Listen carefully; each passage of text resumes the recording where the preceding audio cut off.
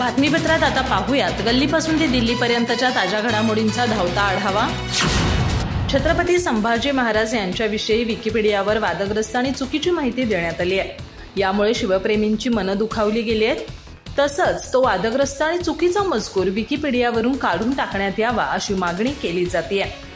आश्चर्याची बाब म्हणजे विकिपीडियाला माहितीचा स्रोत म्हणून पाहिलं जातं, मात्र त्यांनीच अशी चुकीची माहिती दिल्यानं अनेकांना धक्का बसलाय।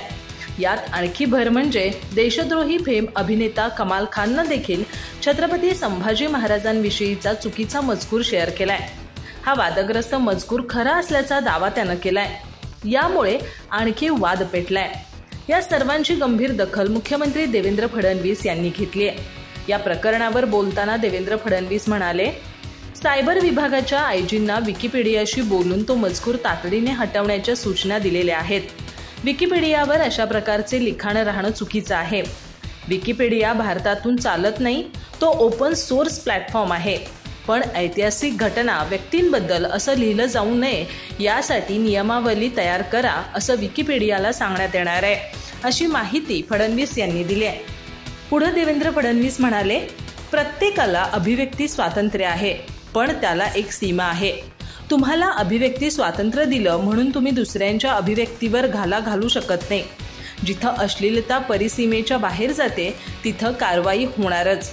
यासाठी नियमावली तयार करण्यासाठी आम्ही केंद्र सरकारसोबतही चर्चा करणार आहोत, असं फडणवीस म्हणाले। दरम्यान अभिनेता कमाल खान याने अभिनेता विकी कौशलच्या छावा चित्रपटावर देखील टीका केली आहे। चित्रपटाचे समीक्षण लिहिताना कमाल खानने 10 पैकी 1च रेटिंग दिलंय। विकिपीडियावर देखील अशा प्रकारची माहिती प्रसिद्ध करणं म्हणजे छत्रपती संभाजी महाराज यांची प्रतिमा मलिन करणं असल्याचं बोललं जातंय। विकिपीडियाने सदर माहितीचे जे स्रोत दिलेत त्यात वादग्रस्त अमेरिकन लेखक जेम्स लेन यांचाही संदर्भ देण्यात आलाय। बीड पोलिसांनी सरपंच संतोष देशमुख हत्याकांड महिलेसोबतच्या अवैध संबंधातून दाखवण्याचा प्रयत्न होता। त्यासाठी त्यांनी एक महिलाही तयार ठेवली होती, पण आमच्या तरुणांनी रुग्णवाहिकेचा पाठलाग केल्यामुळे त्यांचा हा डाव फसला, असा खळबळजनक आरोप मस्साजोगच्या गावकऱ्यांनी केलाय। या आरोपामुळे बीड जिल्हा पोलिसांच्या कर्तव्य दक्षतेवर प्रश्नचिन्ह उपस्थित झालंय। राष्ट्रवादी काँग्रेस शरदचंद्र पवार पक्षाच्या खासदार सुप्रिया सुळे, आमदार जितेंद्र आव्हाड, खासदार बजरंग सोनावणे, आमदार संदीप क्षीरसागर आदी नेत्यांनी मंगळवारी मस्साजोगला जाऊन संतोष देशमुख यांच्या कुटुंबियांची भेट घेतली। यावेळी त्यांच्याशी संवाद साधताना मस्साजोगच्या गावकऱ्यांनी उपरोक्त आरोप केला। एबीपी माझाच्या वृत्तानुसार संतोष देशमुख यांची गत 9 डिसेंबर रोजी अपहरण आणि हत्या करण्यात आली। या घटनेची माहिती मिळताच गावकऱ्यांनी घटनास्थळाच्या दिशेने धाव घेतली। पोलिसांना संतोष देशमुख यांना कुठं नेण्यात आलं आहे इथपासून त्यांचा मृतदेह केजमध्ये आणून टाकेपर्यंत सर्व काही माहिती होतं। गावकरी त्यांच्या मृतदेहाजवळ पोहोचले तोपर्यंत पोलिसांनी तिथे एक रुग्णवाहिका आणली होती। या रुग्णवाहिकेतून संतोष देशमुख यांचा मृतदेह केजकडे न नेता कळंबच्या दिशेनं नेण्यात आला। तिकडे एका महिलेला तयार ठेवण्यात आलं होतं। या महिलेशी देशमुख यांचे संबंध होते, त्यांच्यातील वादातून त्यांची हत्या झाली असं पोलिसांना दाखवायचं होतं। पण मस्साजोग गावच्या तरुणांनी रुग्णवाहिकेचा पाठलाग करत पोलिसांचा हा प्लॅन हाणून पाडला, असं गावकऱ्यांनी सांगितलं। वाल्मिक कराड आणि त्याचे सहकारी तुरुंगातून बाहेर आले तर मस्साजोगचा एकही व्यक्ती बाहेर दिसणार नाही। त्यामुळे सध्या गावात भीती आणि दहशतीचं वातावरण असल्याची बाबही एका गावकऱ्यांनी यावेळी सुप्रिया सुळेंपुढे बोलून दाखवली। विशेषतः मृत संतोष देशमुख यांच्या कुटुंबियांनी पोलिसांकडून सुरू असलेला तपास आणि राज्य सरकारच्या एकूण भूमिकेवर तीव्र नाराजी व्यक्त केली। आता आमचा पोलीस आणि प्रशासनावर विश्वास उरला नाही, असे संतोष देशमुख यांचे बंधू धनंजय देशमुख यांनी स्पष्ट केलंय। महायुतीमध्ये सर्व काही आलबेल नसल्याची राजकीय वर्तुळात चर्चा होतीये। उपमुख्यमंत्री एकनाथ शिंदे हे समांतर सरकार चालवण्याचा प्रयत्न करतायत, त्यासाठी त्यांनी नवीन वॉर रूम सुरू केली आहे असं बोललं जातंय। संजय राऊत यांनी तर मंत्रालयात अंडरवर्ल्ड सुरू आहे, राजकीय अराजकता निर्माण झाली असा आरोप केला। या सर्व विषयांवर उपमुख्यमंत्री एकनाथ शिंदे यांनी प्रतिक्रिया दिली आहे। महायुतीमध्ये कोणतेही कोल्ड वॉर सुरू नसल्याचं त्यांनी स्पष्ट करत महाराष्ट्र विकास विरोधी लोकांची वॉर सुरू असल्याची टीका विरोधकांवर केली आहे। ते आज मुंबईत माध्यमांशी बोलत होते।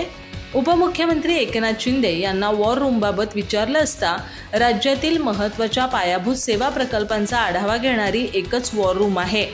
नवीन वॉर रूम उघडली नाही. शिवसेनेच्या मंत्र्यांकडील खात्यांचा आढावा घेण्यासाठी समन्वय कक्षाची स्थापना करण्यात आली आहे. हा कक्ष वॉर रूमशी संलग्न आहे. त्यामुळे महायुतीत कोल्ड वॉर नाही तर महाराष्ट्र विकास विरोधी लोकांची वॉर आहे असं त्यांनी सांगितलं. सत्तेच्या खुर्चीसाठी 2019 मध्येच त्यांनी बाळासाहेबांच्या विचारांना डॅमेज केलं, हिंदुत्वाला डॅमेज केलं, शिवसेनेला डॅमेज केलं. आता आभाळ फाटलंय, त्याला कुठं ठिगळ लावणार. महाविकास आघाडीसारखा आमचा खुर्चीचा अजेंडा नाही तर महायुतीचा अजेंडा हा सर्वसामान्य माणसांच्या जीवनामध्ये बदल घडवणे आणि त्यांना न्याय देणं आहे, राज्याला पुढे नेणं आहे असं एकनाथ शिंदे म्हणाले. महाराष्ट्र प्रदेश काँग्रेस कमिटीचे नवीन प्रदेशाध्यक्ष हर्षवर्धन सपकाळ यांनी आज टिळक भवन इथं चार्ज घेतला.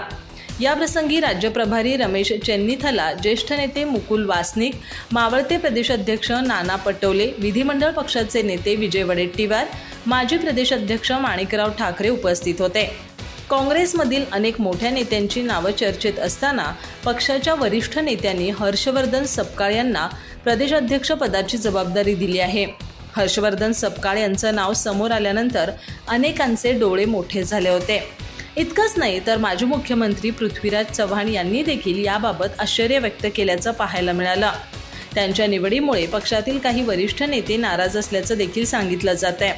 त्यामुळे आजच्या समारंभाला अनेक मोठ्या नेत्यांनी दांडी मारली तर मला वैयक्तिक काम असल्यामुळे मी समारंभाला उपस्थित नसल्याचे काँग्रेसचे नेते नितीन राऊत यांनी म्हटलंय. हर्षवर्धन सपकाळ यांनी याआधी बुलढाणा मतदारसंघाचं प्रतिनिधित्व केलेलं आहे. अखिल भारतीय काँग्रेस कमिटीचे सचिव म्हणून देखील त्यांनी काम केलंय. हर्षवर्धन सपकाळ यांनी अनेक वर्ष राष्ट्रीय स्तरावर काम केलंय.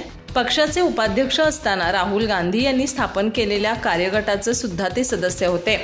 राजीव गांधी पंचायत राज संघटनेचे राष्ट्रीय उपाध्यक्ष म्हणून त्यांनी काम केले. उत्तराखंड आणि पंजाबसह अनेक राज्यांच्या निवडणुकीत त्यांनी महत्त्वाची भूमिका बजावली आहे. हर्षवर्धन सपकाळ हे काँग्रेस विधिमंडळ पातळीवर सुद्धा अभ्यासू आणि आक्रमक आमदार म्हणून परिचित आहेत.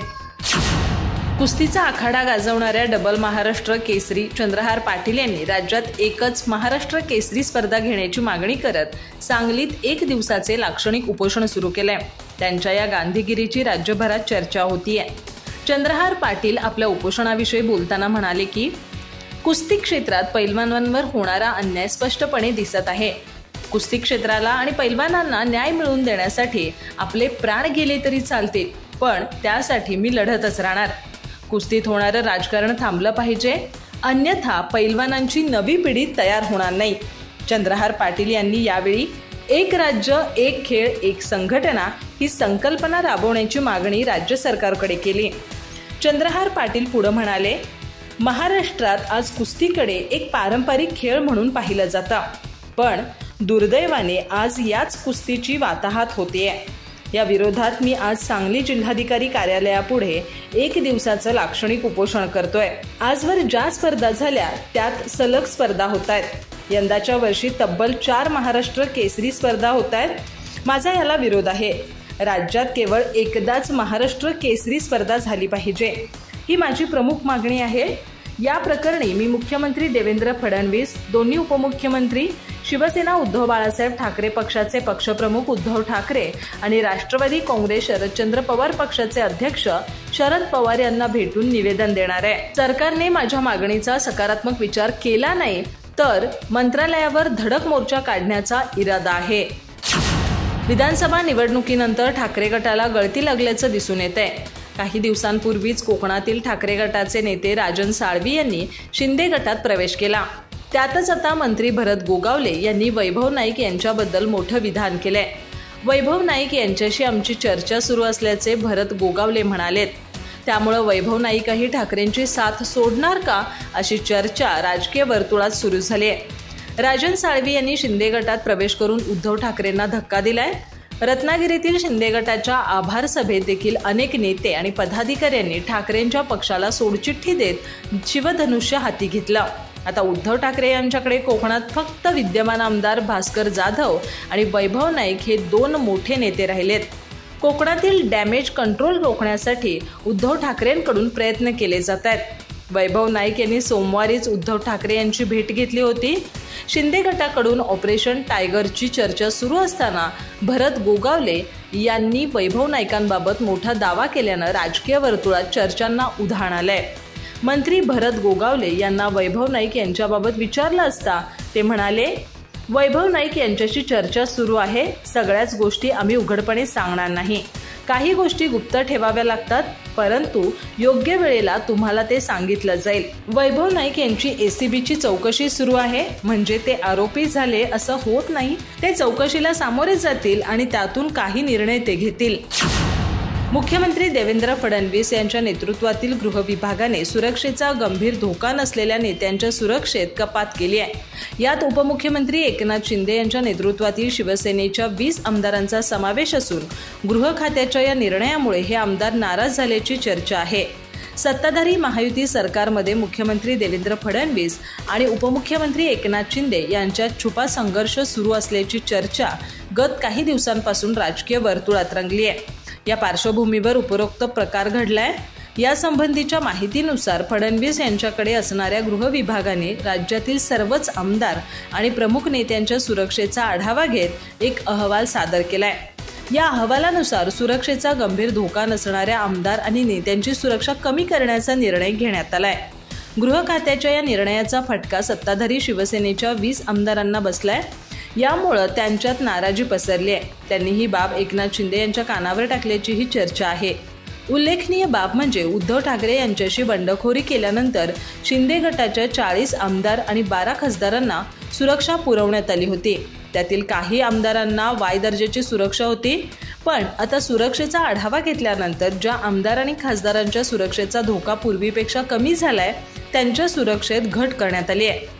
गृह खात्याने केवळ शिंदे गटातील नेत्यांच्याच सुरक्षेत कपात केली नाही, तर सरकारने राष्ट्रवादी आणि भाजपच्या काही बडे नेते आणि आमदारांचीही सुरक्षा कमी केली आहे। राज्यातील सरकारमध्ये अराजकता माजली आहे। भारतीय जनता पक्षाच्या भरवशावर जे 56-57 आमदार निवडून आणले, त्या आमदारांच्या भरवशावर सरकारलाच आव्हान देणं सुरू असल्याचा आरोप उद्धव ठाकरे गटाचे खासदार संजय राऊत यांनी केलाय।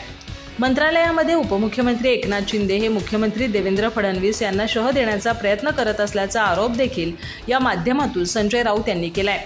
हिंदू हृदय सम्राट बाळासाहेब ठाकरे यांच्या पक्षासोबत एकनाथ शिंदे आणि त्यांच्यासोबतच्या आमदारांनी गद्दारी केली आहे। त्यामुळे कित्येक वर्ष त्यांनी गंगेत डुबक्या मारल्या तरी त्यांचे पाप धुतले जाणार नाही, अशा शब्दात राऊत यांनी शिंदेंवर निशाणा साधला। राज्यात सध्या वेड्यांचे सरकार आहे। मंत्रालयामध्ये वेड्यांची जत्रा आहे। कोणाचा पायपूस कोणाला नाही। शासकीय कार्यालयांमध्ये गोंधळ सुरू आहे। गृह मंत्रालय, म्हाडा, SRA मध्ये प्रचंड भ्रष्टाचार सुरू आहे। पैसे दिल्याशिवाय गृहनिर्माण खात्यात सामान्य माणसाची कामं होत नसल्याचा आरोप संजय राऊत यांनी केलाय।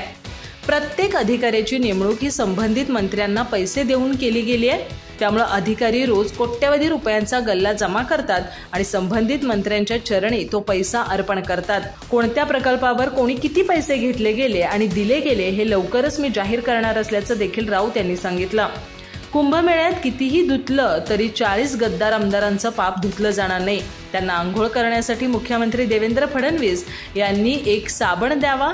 वास्तविक गंगा ही पवित्र आहे, जिथं साधू संत आणि पुण्य लोक जातात, तसंच निष्पाप आणि सामान्य व्यक्ती जातो, त्यांना तिथं गेल्यानंतर पुण्य मिळतं।